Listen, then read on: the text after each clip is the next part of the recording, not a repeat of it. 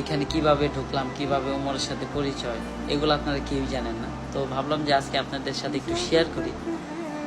তো আসলে ওরা ব্যাড ব্রাদার্স যখন শ্যুট নিত, তো গোলগড়া ওরা শ্যুট নিত, আমার একটা সাইকেল ছিল, বাইসাইকেল, ওইটা এখনও আছে।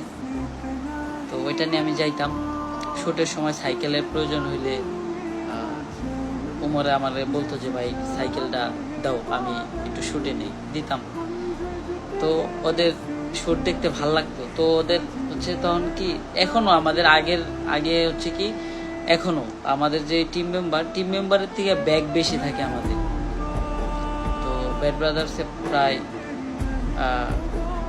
8-10 জন 12 জন মেম্বার ছিল। তো সবারই একটা করে ব্যাগ হইলে অনেক ব্যাগ ছিল, আবার শ্যুটের এক্সট্রা অনেক জিনিসপত্র থাকে। তো ওগুলা হচ্ছে সবাই টানাটানি করতো। আর হচ্ছে আমি তখন তো ছিলাম না চ্যানেলে।